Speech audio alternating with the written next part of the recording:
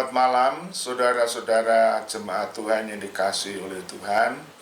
Kiranya anugerah, damai sejahtera, dan kasih dari Bapa turun atas saudara-saudara sekalian. Dan marilah kita akan sama-sama persiapkan diri untuk ibadah malam hari ini, yaitu berupa PA. Saudara-saudara, malam hari ini kami akan mulai dengan PA yang baru. Seperti saudara ketahui, kita sudah tertunda beberapa bulan. Firman Tuhan saya sampaikan secara lepas, menyambung daripada surat Yohanes yang lalu. Tetapi malam hari ini kita akan coba untuk memasuki satu sharing pendalaman Alkitab yang baru, yaitu kitab Yehuda. Tetapi malam hari ini kita akan sama-sama mempersiapkan diri. Untuk itu mari kita akan masuk di dalam doa. Sebelumnya mari kita sama memuji Tuhan. Oh, betapa besar anugerahnya.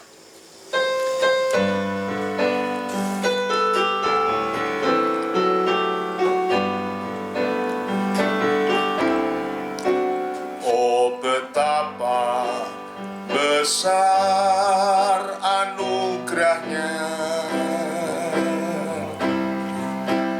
oh amat tinggi hikmatnya, kelak menjadikan kita mempelainya. Oh betapa besarnya kasih Allah, oh betapa besar anugerahnya, oh amat tinggi hikmatnya, kelak menjadikan kita mempelainya. Oh betapa agungnya kasih Allah. Mari kita berdoa. Ya Tuhan, Bapa di dalam surga, inilah nyanyian pujian kami. Betapa besar anugerah-Mu, betapa tinggi hikmat-Mu, tak terselami, tak terselidiki Tuhan. Tetapi Engkau sudah menyatakan di dalam firman-Mu. Sebab itu malam hari ini kami mohon belas kasihan kemurahan-Mu. Tuhan, singkapkan firman-Mu agar kami dapat melihat keajaiban-keajaiban daripada kehendak-Mu Tuhan.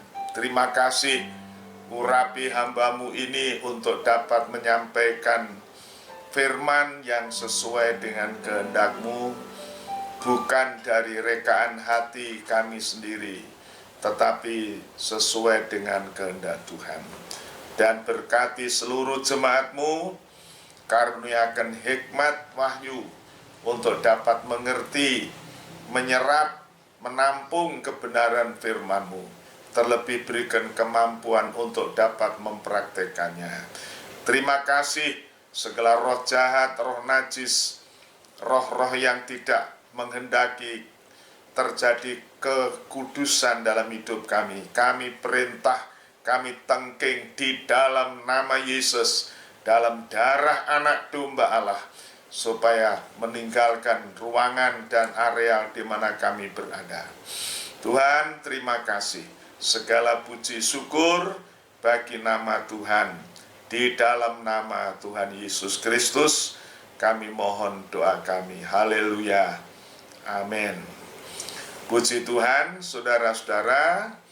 Adapun PA malam hari ini seperti tadi saya sampaikan, yaitu merupakan seri yang baru setelah kurang lebih 2 bulan lebih ya, hampir 3 bulan firman Tuhan kami sampaikan secara lepas, tidak seri, tetapi mulai malam hari ini kita mau coba untuk membahas, men-sharingkan firman Tuhan dalam surat Yehuda. Surat Yehuda ini surat yang paling pendek dalam perjanjian baru setelah Filemon. Jadi dalam perjanjian baru itu ada 2 surat yang pendek, yaitu surat Filemon dan surat Yudas, ya. Begitu juga dalam surat 2 Yohanes, 3 Yohanes itu masing-masing 1 pasal. Tetapi surat Yudas ini, saudaraku, atau Yehuda dalam terjemahan lama, ini walaupun pendek, tetapi padat, saudara. Pendek, padat, artinya dari konten atau isi daripada surat Yudas ini terdapat begitu banyak hal yang dicatat, peristiwa dalam perjanjian lama sampai perjanjian baru, semua dicatat di situ. Sehingga mau tidak mau, waktu kita membaca surat Yehuda ini ayat demi ayat, kita mau tidak mau mesti membuka Alkitab, terjemah perjanjian lama, perjanjian baru. Sehingga seolah-olah, saudara, surat Yehuda ini merupakan satu singkatan terpendek atau resume daripada sejarah suci Alkitab. Sebab itu baiklah kita mau persiapkan hati. Juga saudara dari segi pengajarannya, surat Yehuda ini atau surat Yudas ini di dalam peta atau pola tabernakel itu kena pada tudung, salah satu tudung dari tudung tabernakel, yaitu tudung yang paling luar, paling atas, yang di dalam kitab Keluaran itu disebut kulit lumba-lumba atau kulit gajah minar. Ya, itu dari segi warna dan bentuknya itu tidak menarik karena warnanya agak hitam keabu-abuan begitu. Lantas ya kena debu, kena panas, kena hujan, sehingga memang warnanya sangat jelek atau tidak menarik. Tetapi ini adalah satu pelindung yang paling kuat. Jadi seperti saudara-saudara sudah pernah mendengar atau sudah bisa mempelajari dalam kitab Keluaran, waktu pembangunan tabernakel itu kemah tabernakel yang paling dalam itu disebut kain lenan halus yang berwarna merah kermisi, biru tua, ungu, dan kain lenan putih. Itu merupakan tudung tabernakel itu sendiri atau atapnya tabernakel. Tetapi itu dilapisi, ditudungi, saudaraku, ya, ditudungi. Di atasnya ada bulu kambing, ya, bulu kambing yang ditaruhkan di atas tudung tabernakel itu, sehingga merupakan lapisan, ya, lapisan yang menyebabkan kain lenan halus itu tidak terganggu. Nah, di atas dari bulu kambing domba itu ada satu lapisan lagi yang disebutkan kulit domba celupan merah. Artinya kulit domba itu dicelup warna merah, dan itu meliputi seluruh tabernakel itu, sehingga tidak tidak terkena dengan debu dan sebagainya. Nah, paling atas, dan ini adalah kulit lumba-lumba itu yang kuat, ya, tahan panas, tahan air, tahan hujan, dan itu merupakan satu pelindung yang paling atas. Artinya melingkupi semuanya itu, saudara, ya, luar biasa. Dan itu menggambarkan suatu perlindungan gereja Tuhan di hari-hari yang terakhir. Nah, puji Tuhan, saudara-saudara. Nah, surat Yudas itu sendiri terletak di bagian akhir dari surat-surat. Kemudian baru menyusul Wahyu, kitab Wahyu. Puji Tuhan, ya. Jadi sesuai dengan letaknya, memang surat Yudas ini merupakan itu, ya. Kalau saya ingin mengulas sedikit, saudara-saudara, bahwa surat Yakobus, surat Petrus, surat Yohanes itu dapat ditempatkan. Kalau surat Yakobus itu bicara tentang iman dan perbuatan iman, dan itu menunjuk kepada tudung tabernakel yang paling dalam, paling bawah, yaitu yang warna kain linan halus, warna merah, biru, ungu. Itu bicara tentang Kristus dalam korbannya. Yang lalu saya sudah pernah menyampaikan, atau saudara ingat, itu adalah warna yang dominan. Itu tunjuk kepada korban Kristus. Itu yang paling dalam atau yang paling bawah. Nah, di atasnya tadi itu adalah bulu kambing, ya, yang dianyam atau yang ditenun menjadi tudung, dan itu kena pada surat Petrus. Itu bicara tentang pengharapan, penderitaan yang memberikan pengharapan, dan juga penyucian. Itu inti surat Petrus. Nah, surat Yohanes itu bicara tentang kasih. Nah, kasih itu digambarkan di dalam kulit domba celupan merah, ya. Artinya menunjukkan kasih Allah, dan itu tidak terbatas, saudara. Kalau ukuran tenda warna merah biru itu ada ukurannya. Demikian juga bulu kambing ada ukurannya. Tapi yang kulit domba warna merah ini tidak ada ukurannya, meliputi, saudara. Nah, saudara, puji Tuhan, itu bicara tentang kasih. Sedangkan surat Yudas ini, saudaraku, bicara tentang penghukuman. Maksudnya adalah penghukuman itu sudah menimpa kepada Kristus, sehingga Kristus itu menjadi pelingkup pelindung. Jadi dari hukuman itu sudah ditanggung oleh Kristus. Seperti yang digambarkan atau yang diilustrasikan, kulit lumba-lumba ini kena panas, kena hujan, kena segala penderitaan, itu dia yang tanggung. Dan itu menjadi suatu pelindung dari seluruhnya. Artinya korban Kristus, itu menjadi pelindung kita. Kalau kita sembunyi di bawah korban Kristus, maka kita terpelihara dan terlindung. Dan warnanya memang tidak menarik. Dalam kitab Nabi Yesaya dikatakan bahwa Mesias atau Kristus yang akan mengalami itu tidak menarik, tidak seperti manusia, tidak ada orang yang tertarik. Saudara, itu sekedar pengantar kepada surat Yudas, surat Yehuda.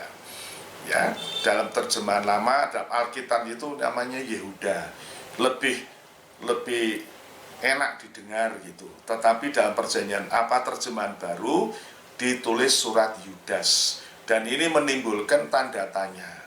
Ini Yudas siapa ini? Nah, itu, saudaraku, maka pada malam hari ini saya sebagai pengantar untuk menyampaikan kepada saudara. Tetapi baiklah kita membaca dulu, saudaraku, ya, surat Yudas ini ayat 1 dan 2, karena surat Yudas ini tidak ada pasal. Pasalnya ya 1, saudaraku, ya.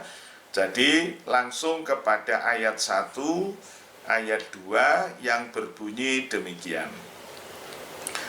Dari Yudas, hamba Yesus Kristus, dan saudara Yakobus, kepada mereka yang terpanggil, yang dikasihi dalam Allah Bapa, dan yang dipelihara untuk Yesus Kristus. Rahmat, damai, sejahtera, dan kasih kiranya melimpahi kamu. Nah, ini dalam Alkitab kita itu ditulis dalam sebagai salam. Salam perkenalan daripada Yudas ini. Yudas memperkenalkan dirinya, saudaraku, tetapi tadi saya katakan ini Yudas yang mana ya gitu. Nah, sebelum masuk di situ, saudaraku, saya ingin saudara mengetahui bahwa di dalam Alkitab itu banyak nama Yudas. Yang sepanjang saya tahu, jarang orang Kristen bernama Yudas. Karena mereka konotasinya itu tidak baik, tidak senang. Karena terkesan Yudas itu Iskariot yang mengkhianati Yesus, yang menyerahkan Yesus, ya.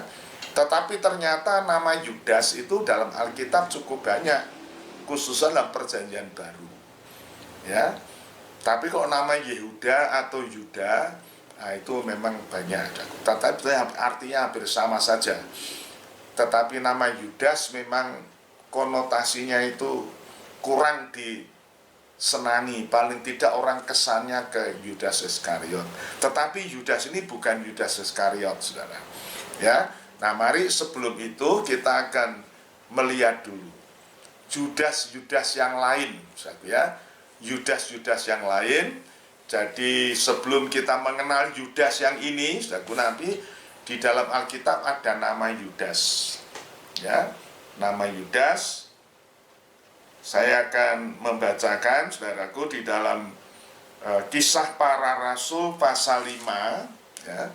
Kisah Para Rasul pasal 5 ayat yang ke-37 itu ada nama Yudas, ya, yang disebutkan oleh Lukas, tapi Lukas menulis tentang nama Yudas, ya. Kisah Rasul pasal 5 ayat yang ke-37, ya. Demikian saya bacakan. Sesudah dia, pada waktu pendaftaran penduduk, muncullah si Yudas, seorang Galilea. Ia menyeret banyak orang dalam pemberontakannya, tetapi ia juga tewas dan cerai-berailah seluruh pengikutnya. Nah, ini nama Yudas. Ya, dikatakan Yudas ini salah seorang pemberontak pada zaman Kirenius sebagai kaisar. Nah, itu disebutkan tadi pada waktu pendaftaran penduduk, ya. Dan ini berarti sudah kalau ingat kapan pendaftaran penduduk atau sensus penduduk itu terjadi pada zamannya Yusuf dan Maria waktu mereka menuju ke Bethlehem. Bagaimana saudara cerita tentang peristiwa Natal yang pertama itu disebutkan di dalam Injil Lukas pasal 2 ayat 1, bahwa pada zaman itu, pada zaman kekaisaran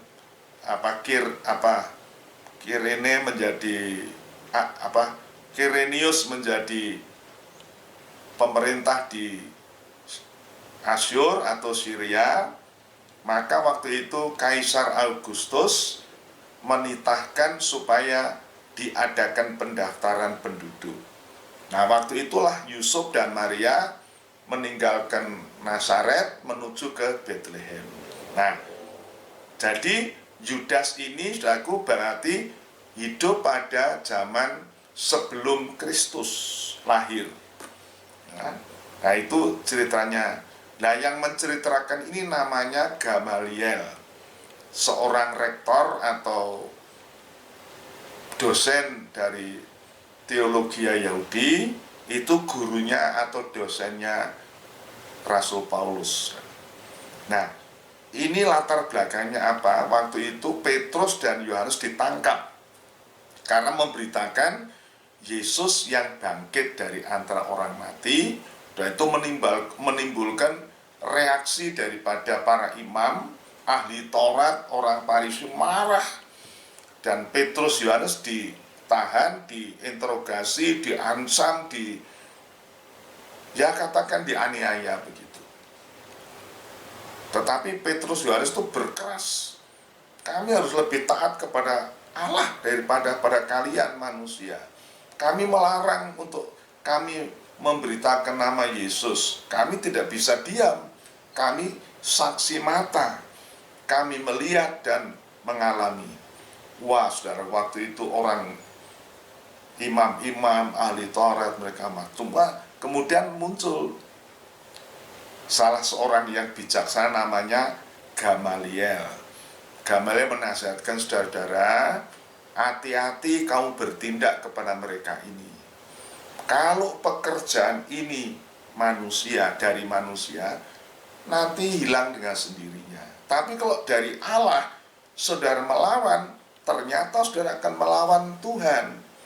Nah, kemudian diceritakan, tadi itu, dulu itu ada orang namanya Yudas, seorang Yahudi. Dia memberontak pada pemerintah Roma waktu itu. Artinya termasuk tokoh politik yang tidak setuju dengan penjajahan Romawi, maka dia memberontak. Tetapi dengan pengikutnya yang cukup banyak, akhirnya tidak ada cerita, karena dia ditangkap, dibunuh, tewas, dan cerai-berai pengikutnya. Nah, begitu juga ini maksudnya. Ini Petrus dan Yohanes ini, kamu kira kalau memang dia dari manusia pasti berhenti dengan dia. Tetapi kalau tidak, hati-hati, jangan sampai kamu melawan Allah. Nah, ini terlalu panjang saya sampaikan, tetapi itu intinya, saudara. Jadi nama Yudas itu muncul di sini sebagai seorang Yahudi yang memberontak pemerintah Romawi. Ini Yudas satu.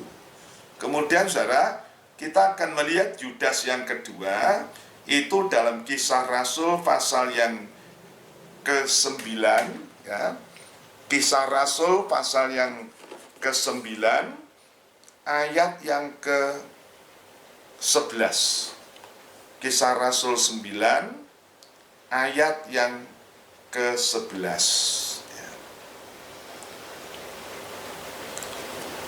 Demikian firman Tuhan. Firman Tuhan, mari pergilah ke jalan yang bernama jalan lurus, dan carilah di rumah Yudas. Di rumah Yudas itu carilah seorang dari Tarsus yang bernama Saulus. Ia sekarang sedang berdoa. Nah, saudara pasti tahu ini peristiwa.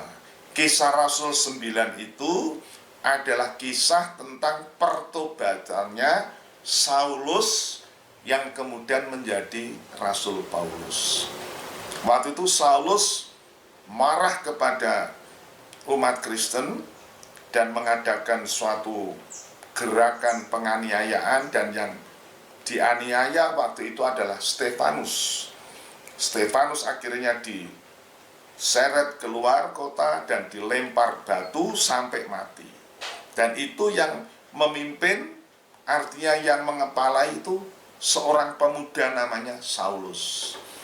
Tidak puas sampai di situ, Saulus minta surat kuasa dari imam besar waktu itu untuk pergi ke Damaskus atau Damsyik untuk menganiaya, menangkap, membunuh orang-orang Kristen di Damsyik.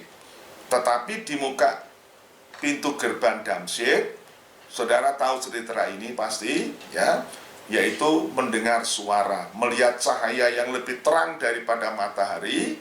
Kemudian ada suara, "Saul, Saul, mengapa engkau menganiaya aku?"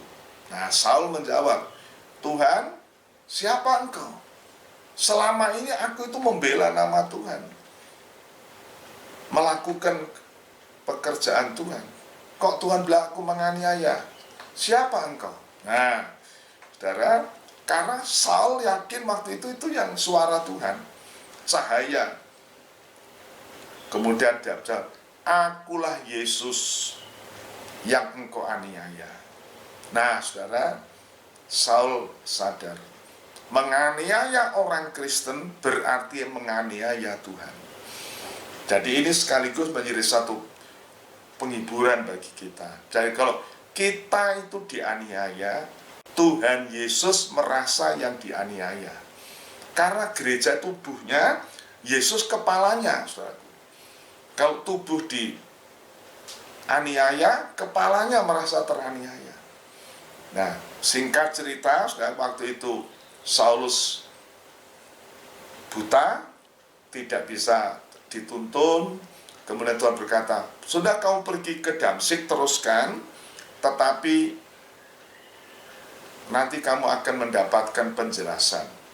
Ya, kemudian saudara, sementara itu di episode lain Tuhan bicara kepada salah seorang murid namanya Ananias di Damsyik itu.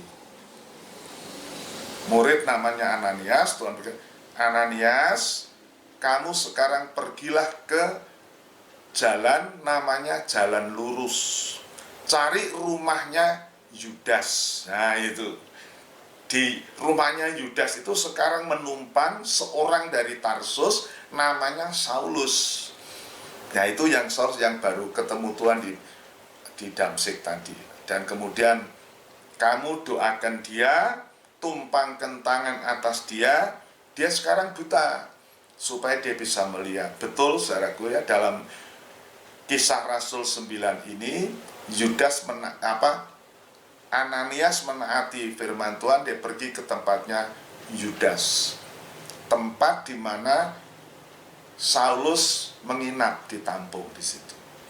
Ya, kemudian Ananias mendoakan dan Saulus melek, bertobat waktu itu, langsung dibaptis dan memberitakan ini dan seterusnya. Nah itu Yudas yang kedua, saudara. Ya, Yudas yang kedua. Artinya kalau Yudas tadi itu pemberontak, tapi di dalam mata orang Yahudi itu positif. Karena dia memberontak, tidak mau menerima penjajahan Romawi, saudara. Artinya dia tewas juga berarti termasuk orang yang mati syahid. Kan ada arti positif, walaupun digelarkan pemberontak. Nah, Yudas yang kedua ini juga mempunyai nilai positif. Dia menampung seorang petobat baru, namanya Saulus, ditampung di rumahnya. Tapi ini Yudas yang ketiga lebih daripada itu, ya. Kita akan membaca di dalam Kisah Para Rasul pasal yang Kisah Para Rasul pasal yang ke-13, ya, pasal yang ke-15, ya, pasal yang ke-15, ayat yang ke-22. Kisah Rasul pasal 15, ayat yang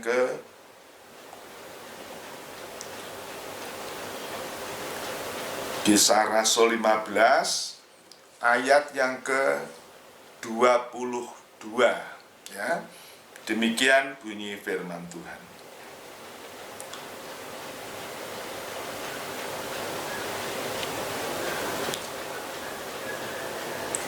Maka rasul-rasul dan penatua-penatua beserta seluruh jemaat itu mengambil keputusan untuk memilih dari antara mereka beberapa orang yang akan diutus ke Antiokhia bersama-sama dengan Paulus dan Barnabas, yaitu Yudas yang disebut Barsabas dan Silas. Keduanya adalah orang-orang terpandang di antara saudara-saudara itu. Kepada mereka diserahkan surat yang bunyinya, salam dari rasul-rasul dan penatua-penatua dari saudara-saudaramu kepada saudara-saudara di Antiokhia, Syria, dan Kilikia yang berasal dari bangsa-bangsa lain. Saudara, ini Yudas yang ketiga ini rupanya salah seorang tokoh di Yerusalem dan dikatakan terpandang, saudara. Yudas ini bernama lain atau alias Barsabas. Nah, bersama dengan seorang namanya Silas dipilih oleh penatua-penatua dan rasul-rasul. Untuk apa? Untuk membawa surat keputusan mubes, musyawarah besar rasul-rasul waktu itu. Dalam Kisah Rasul 15 itu ada musyawarah besar hamba-hamba Tuhan, rasul-rasul dan para jemaat-jemaat, tokoh-tokoh untuk membahas tentang pengajaran. Apa? Waktu itu Paulus dan Barnabas memberitakan Injil kepada orang-orang bukan Yahudi atau orang kafir. Tetapi ada orang-orang Yahudi yang masih fanatik dengan hukum Taurat. Mereka berkata, ini orang-orang Yahudi, orang-orang Farisi, orang-orang kafir yang masuk Kristen harus disunat lebih dulu. Atau artinya mereka harus menjadi penganut hukum Taurat, baru bertobat, nanti menjadi orang Kristen. Nah, ini bertentangan dengan pengajaran pemberitaan Injil yang disampaikan oleh Rasul Paulus. Terjadi ketegangan, saudara, soal pengajaran. Dan waktu itu kemudian rasul-rasul mengambil satu keputusan untuk mengadakan musyawarah. Nah, itu kata musyawarah besar. Itu musyawarah besar pertama dari gereja Tuhan. Nah, waktu itu terjadi suatu sharing, argumentasi, diantaranya bicara adalah Simon Petrus menjelaskan, saya ini rasul untuk orang Yahudi, tetapi Tuhan mengutus saya kepada orang kafir namanya Kornelius. Waktu saya memberitakan firman, sementara firman, Roh Kudus turun, saya baptis. Siapa yang bisa melarang itu? Nah, gitu, itu kesaksian Rasul Petrus bahwa orang kafir masuk percaya kemurahan Tuhan. Nah, kemudian Rasul Paulus dan Barnabas menjelaskan bahwa mereka itu memberitakan Injil kepada bangsa-bangsa kafir. Sudah beberapa kota yang mereka injili dan mereka percaya. Bagaimana kalau mereka harus masuk agama Taurat lagi? Nah, maka dirundingkan. Maka kemudian, saudaraku, salah seorang gembala waktu itu namanya Yakobus bicara, memutuskan, pokoknya kita ambil kesimpulan kepada bangsa kafir yang masuk iman, tidak usah dianjurkan mengikuti hukum Taurat, sunat lagi kah dan sebagainya, tidak. Kecuali 4 perkara, yaitu jangan makan darah, jangan makan binatang yang darahnya tertahan atau yang tidak menumpahkan darah, kemudian makan makanan penyembahan berhala, dan berzina. 4 perkara. Ini keputusan mubes waktu itu. Nah, keputusan ini dipercayakan kepada Paulus dan Barnabas untuk membawa ke orang-orang Antioquia atau orang Kilikia dan orang-orang yang waktu itu sudah mendengar Injil, supaya mereka bisa tenang hati mereka. Dan untuk menjadi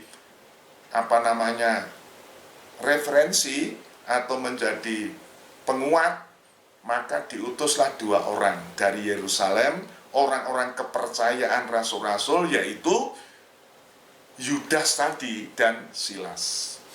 Jadi Yudas di sini salah seorang murid, atau bukan, boleh katakan salah seorang tokoh, dikatakan orang yang terpandang. Saya baca ulang ya, saudara ya. Di sini, kepada mereka diserahkan surat keputusan itu yang bunyinya, salam dari rasul-rasul dan penatua-penatua atau peserta mubes itu dari saudara-saudara kepada saudara di Antioquia, Syria, Kilikia yang berasal dari bangsa lain. Kemudian kami mengutus ya orang itu, yaitu Yudas. Saya baca ulang ya, saudara, saya ketinggalan. Maka rasul-rasul dan penatua-penatua beserta seluruh jemaat itu mengambil keputusan untuk memilih dari antara mereka beberapa orang yang akan diutus ke Antiokhia bersama-sama dengan Paulus dan Barnabas, yaitu Yudas yang disebut Barsabas dan Silas. Keduanya adalah orang terpandang di antara saudara. Jadi Yudas ini orang terpandang. Nah, inilah saudara, sudah 3 orang Yudas yang saya sampaikan, Yudas ini. Tetapi ada Yudas yang lain lagi, saudara. Ya, dan Yudas itu kalau kita membaca di dalam Injil Matius dan Markus, ada salah seorang murid Yesus, namanya Yudas. Di samping Yudas Iskariot loh, saudara. Ya, maka kita akan membaca sekarang di dalam Injil Matius, ya. Injil Matius pasal yang ke-13. Injil Matius pasal 13.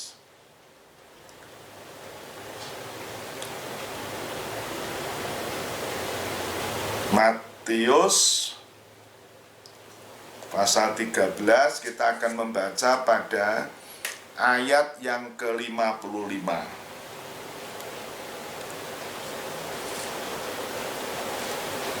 Oh maaf saudara ya, saya bacakan Matius 6 saudara ya. Matius 6 bukan 13, Matius pasal yang ke-6 ayat yang ke-10.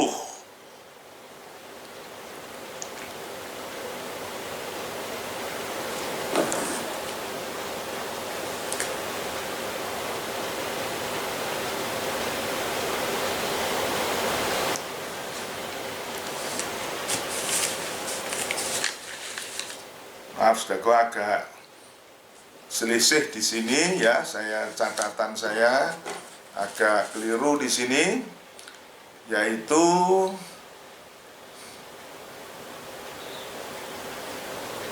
Matius pasal yang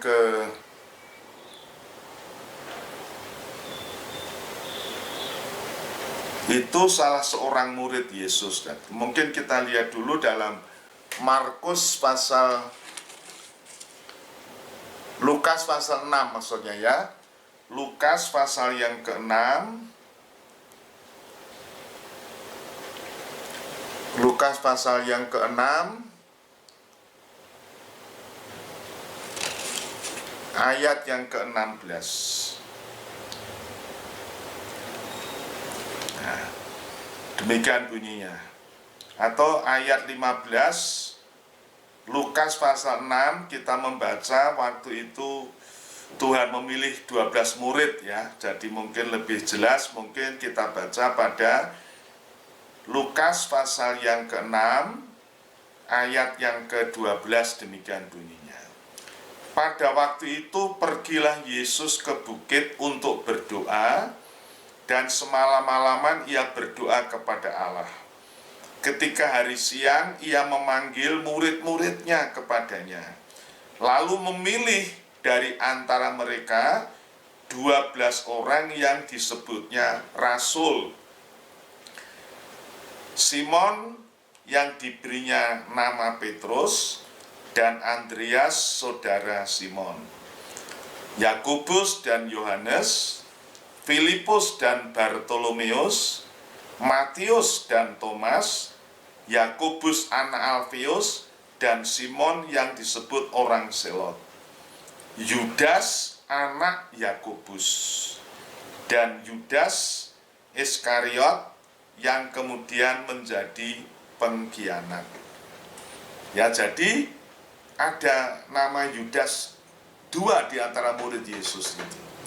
1 Yudas Iskariot, 1 Yudas anaknya Yakobus. Nah, Yudas ini saudara yang dalam Injil Yohanes pasal yang ke-14 ya, Yohanes pasal yang ke-14 ayat yang ke-22 itu yang bertanya kepada Yesus demikian. Mari kita akan melihat Yudas ini. Yudas, Yohanes pasal yang ke-14 ayat yang ke-22 ya. Ayat 22 demikian. Yudas yang bukan Iskariot.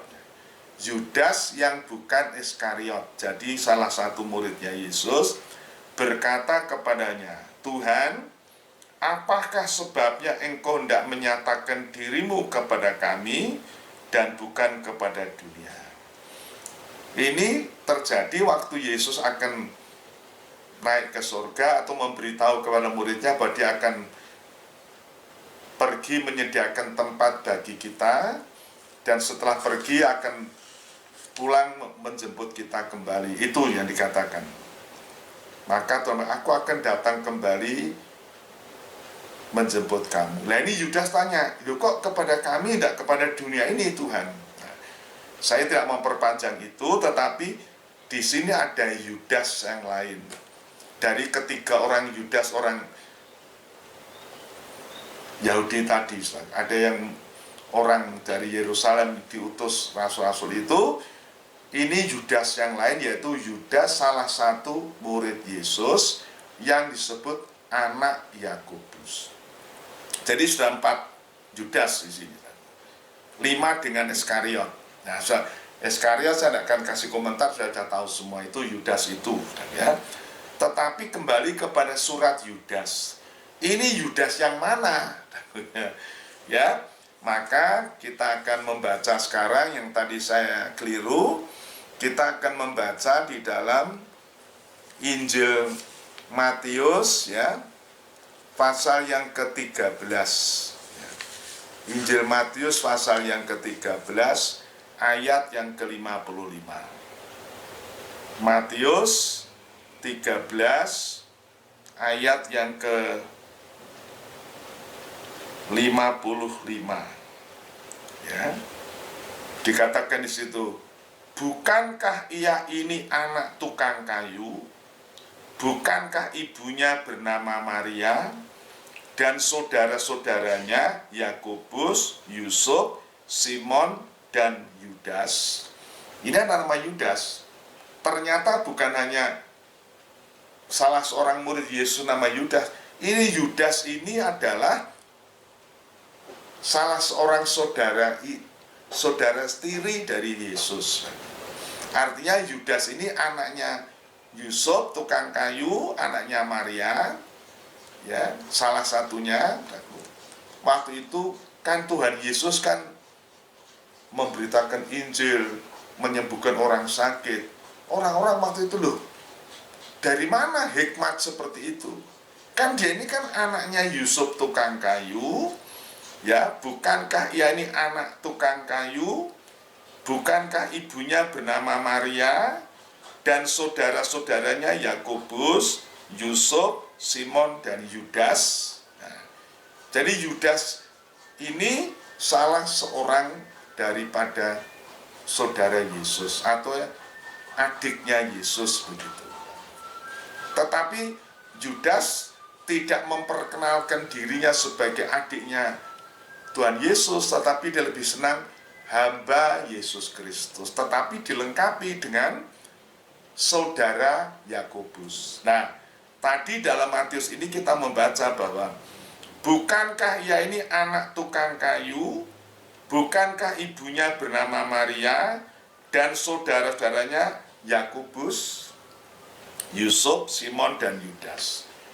Nah, di sini Yudas memperkenalkan dirinya sebagai saudaranya Yakobus untuk menunjukkan bahwa dia itu sebetulnya saudaranya Yesus, tapi dia tidak mau menyatakan itu untuk menghindari supaya orang jangan salah mengerti membawa nama besar Yesus. Kan seringkali itu bisa terjadi. Kita kenal dengan gubernur aja, kita bisa berkata, "Oh, aku ini sahabatnya gubernur," supaya orang menerima kita. Tapi Yudas tidak mau menggunakan itu. Cuma dia berkata, "Aku ini saudaranya Yakobus." Maksudnya Yakobus yang mana? Yakobus saudara Yesus itu anaknya Yusuf tadi. Kalau Yudas yang murid Yesus itu anaknya Yakobus. Jadi beda ya. Jadi di sini kita melihat Yudas ini adalah salah seorang saudara Yesus. Yang kalau kita membaca dalam Injil Yohanes 7, tadinya mereka itu tidak percaya. Tetapi setelah Yesus disalib, mereka akhirnya percaya dan menerima Yesus sebagai juru selamat. Bahkan kalau kita membaca Yakobus ini, saudaraku, dalam Kisah Para Rasul 12, Yakobus ini adalah salah seorang gembala yang tadi dalam mubes itu tadi bicara tadi, yang mengambil alih sidang itu, yang memimpin sidang mubes itu rupanya Yakobus. Dia mendengar kesaksian Petrus, mendengar keterangan Paulus, Silas, kemudian dia memutuskan, itu Yakobus. Tapi kalau kita membaca di dalam Kisah Rasul 12, ya, Kisah Rasul 12, mari saudara kita akan melihat itu. Kisah Rasul pasal 12 ayat yang ke-17. Maka kita akan melihat nama Yakobus itu. Tetapi Petrus memberi isyarat dengan tangannya supaya mereka diam. Lalu ia menceritakan bagaimana Tuhan menuntunnya keluar dari penjara. Katanya, beritahukanlah hal ini kepada Yakobus dan saudara-saudara kita. Saudara tahu peristiwa ini adalah peristiwa waktu Petrus di penjara, diikat rantai dengan serdadu-serdadu supaya tidak bisa bergerak, ya. Dan berbarengan itu Herodes membunuh Yakobus. Yakobus saudaranya Yohanes. Kan ada muridnya Yesus yang nama Yakobus, saudara Yohanes, ya, dibunuh dan Petrus dimasukkan penjara. Tetapi dalam Kisah Rasul 12 itu kita membaca bahwa malaikat datang membuat rantai-rantai belenggu dari Petrus terlucur, dan Petrus dibawa keluar melalui pintu sel, pintu penjara, pintu gerbang, kemudian dilepaskan ke kota. Kemudian Petrus ke rumahnya Maria, ibunya Markus, dan seorang pemudi namanya Rode yang membukakan pintu untuk Petrus. Nah, kemudian Petrus memberi salam. Ya, dia katakan, Petrus berkata, tetapi Petrus memberi isyarat kepada mereka supaya mereka diam, lalu menceritakan bagaimana Tuhan menuntun dia keluar penjara. Katanya, beritahukanlah hal ini kepada Yakobus dan saudara kita. Loh, Yakobus sudah dibunuh tadi, mati. Ini Yakobus yang mana? Yakobus saudara Yudas tadi, yang menjadi gembala sidang di Yerusalem. Nah, saudara, di sini kita melihat bahwa Yudas itu memperkenalkan dirinya sebagai saudara Yakobus. Mari kita baca ulang, ya. Kita baca kembali dalam surat Yudas ini tadi, ayat 1. Dari Yudas, hamba Yesus Kristus, dan saudara Yakobus kepada mereka yang terpanggil, yang dikasihi dalam Allah Bapa, dan yang dipelihara untuk Yesus Kristus. Jadi Yudas memperkenalkan diri sini sebagai hamba Yesus Kristus. Sebetulnya dia bisa berkata, aku ini saudaranya Yesus loh, supaya orang bisa respect begitu ya. Tetapi dia tidak menggunakan itu, saudara. Dia lebih senang menyebut hamba Yesus Kristus. Tetapi disebutkan saya saudaranya Yakobus. Itu tadi yang di dalam Lukas pasal 6 tadi, bahwa anaknya Maria, istri Yusuf tukang kayu itu, saudara sulung namanya Yakobus, kemudian Yusuf, Simon, dan Yudas. Nah, di sini saudaraku kita bisa mengenal Yudas yang menulis surat ini adalah Yudas anaknya Yusuf tukang kayu, yang tadinya tidak percaya Yesus tetapi kemudian percaya. Nah, saudara, kemudian Yudas ini menulis surat ditujukan kepada, dikatakan di situ, kepada mereka yang terpanggil, yang dikasihi dalam Allah Bapa dan dipelihara untuk Yesus Kristus. Jadi surat ini, tulisan Yudas ini ditujukan kepada mereka, tidak ditujukan kepada siapa namanya, tetapi mereka yang tersebar, tetapi yang terpanggil menjadi anak Tuhan, tetapi juga kemudian yang dikasihi Allah dan yang dipelihara. Dipelihara apa? Dipelihara imannya, dipelihara untuk Yesus Kristus. Kalau dikatakan untuk Yesus Kristus, apa maksudnya? Untuk dipersembahkan.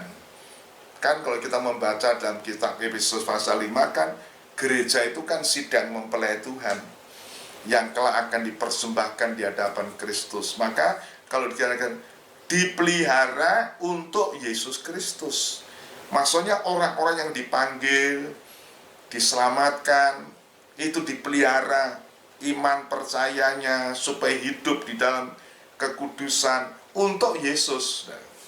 Kita itu dipersiapkan, diperuntukkan bagi Yesus. Saudara, puji Tuhan, saudaraku, ini sekedar pendahuluan surat Yehuda, ya. Jadi belum masuk kepada kontennya, belum masuk kepada pengajarannya sendiri, tetapi cukup mengenal surat Yehuda atau surat Yudas ini. Kenapa kita perlu pelajari? Karena luar biasa. Kalau saya berulang membacakan ini cuma satu pasal, membaca itu tidak sampai 10 menit, tetapi berulang kali saya membaca, luar biasa. Saudara, karena surat Yudas ini, saudaraku, memuat rekaman-rekaman peristiwa di dalam Alkitab, mulai dari purbakala sampai pada zaman akhir. Misalnya, saudaraku, dia bicara tentang malaikat-malaikat yang berdosa. Wah, itu kan zaman purbakala, saudara. Bahkan zaman sebelum Adam dan Hawa. Ya, saudaraku, sudah ada malaikat-malaikat. Dalam ilham Roh Kudus, Yudas menulis itu, Yudas, tentang malaikat-malaikat yang meninggalkan derajatnya. Dalam Kejadian 6 dikatakan dia mengambil istri, anak-anak manusia yang cantik. Itu Petrus juga nulis begitu. Itu malaikat. Kemudian menulis tentang Sodom dan Gomora, saudaraku.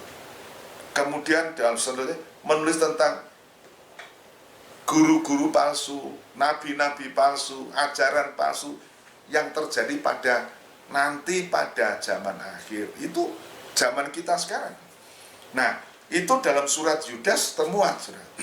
Bab itu, marilah kita siapkan diri, saudaraku, mulai hari ini, Rabu tanggal 1 Juli, kita akan coba untuk mempelajari surat Yehuda ini. Mungkin juga dalam waktu singkat dapat selesai, mungkin juga tidak, karena saya katakan tadi, dia ini singkat tapi padat. Isinya memuat sejarah Alkitab, saudara. Jadi indah kalau kita membaca surat Yudas ini, apalagi ditulis oleh seorang yang begitu dekat dengan Yesus, begitu dekat dengan Juru Selamat kita, dan dia melihat terlebih dalam urapan Roh Kudus, dalam wahyu Allah dia menulisnya. Puji Tuhan, saudaraku, ya. Jadi saya tidak akan perpanjang, ini sekedar pendahuluan, ya, sekedar pendahuluan supaya saudara bisa mengenal surat Yudas ini, sehingga saudara tidak pandang, wah, surat Yudas cuma satu pasal. Oh, ternyata luar biasa. Kita baru membaca tentang pendahuluannya, tentang salamnya, sudah banyak mengorek sehingga kita bisa mengenal ternyata Yudas tidak hanya Yudas Iskariot, ada Yudas pemberontak pada zaman awal sejarah Yesus, pada zaman Kaisar Agustus, pada waktu pendaftaran manusia. Kemudian Yudas yang menjadi pemimpin pemberontakan itu, kemudian kita mengenal Yudas ya yang menampung Saulus di Damsyik. Waktu pertobatan Paulus ini boleh dikatakan seorang yang menampung petobat baru. Dan saudara harus mengerti, tidak gampang menerima Saulus waktu itu, saudara. Tidak gampang, karena dia seorang kejam, seorang pemberontak. Pasti Yudas ini berpikir, wah, orang datang di sini untuk membunuh kita kalau kita tampung. Tetapi puji Tuhan, Yudas menerima dengan baik. Petobat baru, ya, orang yang darinya penjahat diterima. Tuhan, puji Tuhan. Dan Ananias melayani dengan baik. Ini Yudas yang kedua.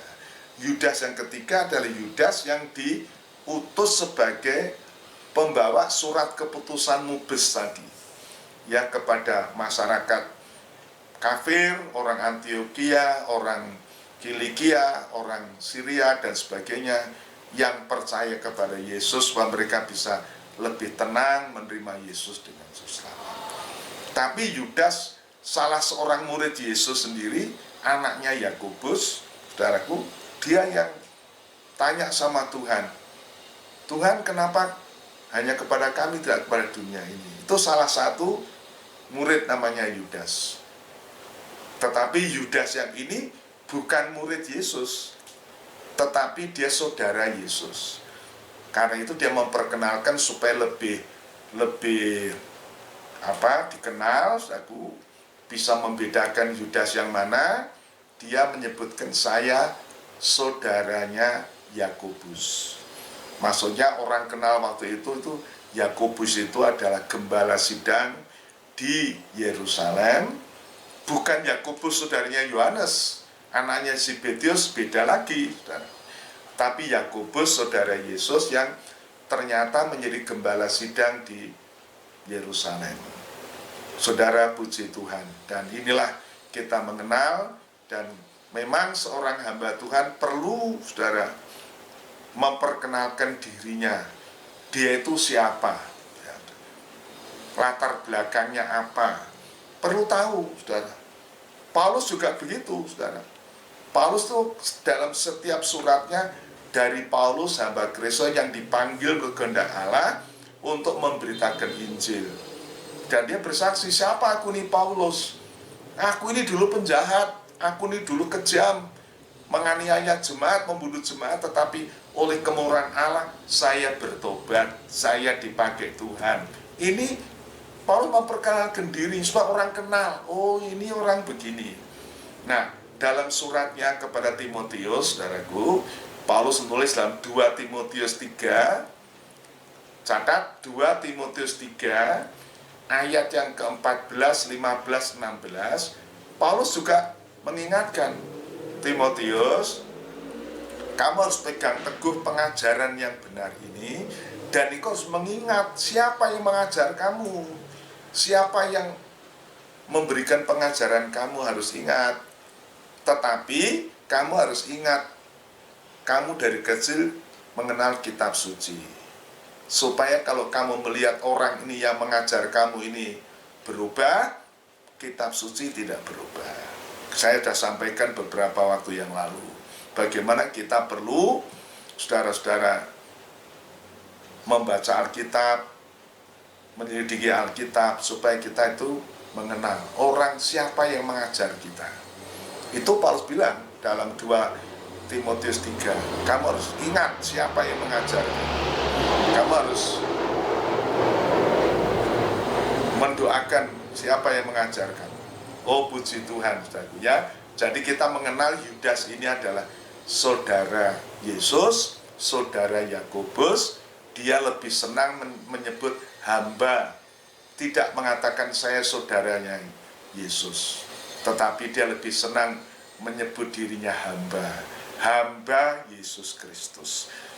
Puji Tuhan, saudara, kiranya Tuhan memberkati saudara-saudara sekalian, dan saudara-saudara bisa lebih menaruh respek.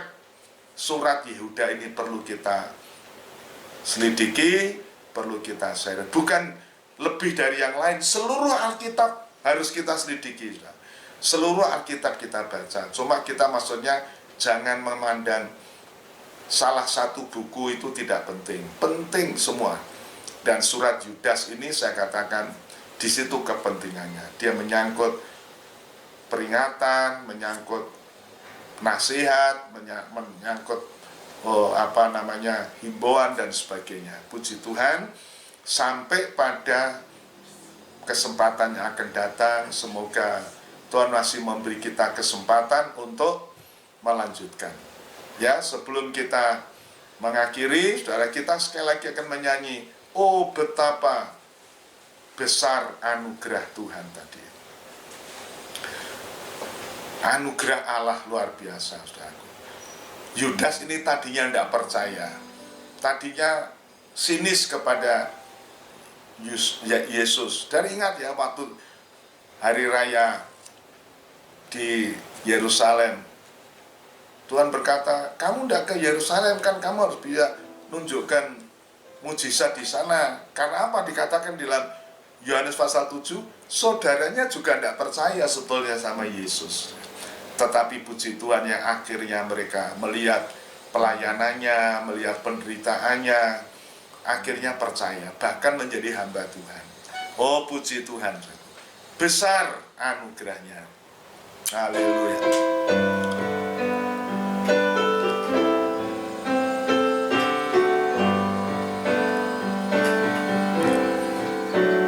Oh betapa besar anugerahnya, oh betapa tinggi hikmatnya, kelak menjadikan kita mempelainya. Oh betapa agungnya kasih Allah, oh betapa besar anugerahnya, oh betapa tinggi hikmatnya, kelak menjadikan kita mempelainya. Oh betapa agungnya kasih Allah. Saudara-saudara, dalam surat Yudas ayat 1 tadi disebutkan bahwa surat Yudas ini dikirim kepada mereka yang dipanggil Allah, yang dikasihi, tetapi juga yang dipelihara untuk Yesus Kristus. Artinya apa? Untuk dipersembahkan sebagai mempelainya. Inilah anugerah Allah, memanggil kita dari lumpur dosa, kita disucikan, dikuduskan, dipelihara, supaya kelak kita dipersembahkan sebagai mempelainya. Oh betapa besar anugerahnya, oh betapa tinggi hikmatnya, kelak menjadikan kita mempelainya. Oh betapa agungnya kasih Allah, oh betapa besar anugerahnya, oh betapa tinggi hikmatnya, telah menjadikan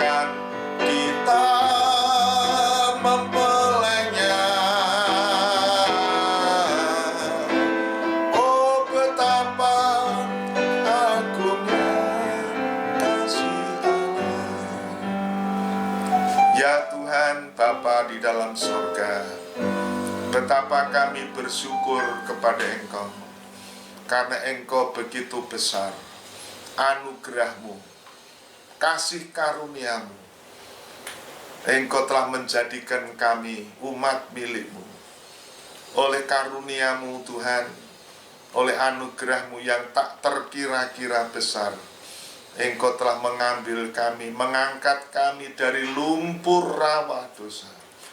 Dan Engkau membuat kami menjadi umat milik-Mu, menjadikan kami imam-imam Raja-Mu. Bahkan Tuhan, Engkau menjadikan kami, gereja Tuhan ini, sebagai mempelai perempuan yang kelak kami diperhadapkan kepada Engkau.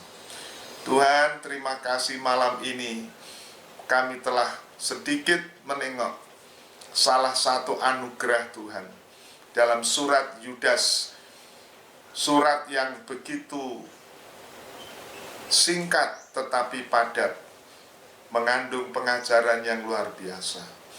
Terima kasih juga kami mengenal seorang bernama Yudas yang konotasi umum adalah jelek karena Yudas Iskariot yang menyerahkan Tuhan. Tetapi ternyata ada nama Yudas-Yudas yang lain yang positif Tuhan. Bab itu seorang saudara Tuhan Yesus, seorang saudara Yakobus berani menampilkan diri sebagai Yudas untuk menunjukkan bahwa dia Yudas yang tidak seperti Iskariot, tetapi Yudas yang mengasihi Tuhan. Sebab itu ya Tuhan, kami adalah orang-orang yang tadinya juga jahat. Tadinya kami seperti Saulus, seperti Paulus, penganiaya, kejam, bengis. Tetapi oleh kasih karunia-Mu, Engkau mengubah kehidupan kami menjadi kehidupan-kehidupan yang sebagaimana kami ada. Kami belum mencapai titik yang sempurna. Kami masih membutuhkan proses Tuhan untuk digarap kerjakan. Sebab itu inilah hidup kami Tuhan. Biarlah Engkau menggarap kerjakan kami lewat firman-Mu. Yang dalam kitab Nabi Yeremia 23 dikatakan, firman-Mu seperti palu godam yang bisa menghancurkan bukit batu. Firman-Mu seperti api yang dapat membentuk besi yang kaku dan keras untuk dibentuk menjadi benda yang berguna. Tuhan, inilah hidup kami Tuhan. Bentuklah kami oleh firman-Mu. Sebab itu mohon Roh Kudus menolong kami. Tuhan berkati seluruh jemaat-Mu. Seberapa banyak yang sempat mendengar firman Tuhan malam hari ini, baik yang di dalam ruangan ini maupun di rumah masing-masing, karena kami masih ibadah lewat online ini. Tuhan berkati mereka. Firman-Mu tidak sia-sia, biarlah tumbuh di dalam hati masing-masing. Segala puji bagi Tuhan. Kami akan mengakhiri persekutuan malam hari ini. Kiranya berkat anugerah, damai sejahtera kasih sayang Tuhan Yesus, berkat jasmani rohani dilimpahkan atas seluruh jemaat-Mu. Dalam nama Tuhan Yesus Kristus kami berdoa. Haleluya. Amin. Puji Tuhan.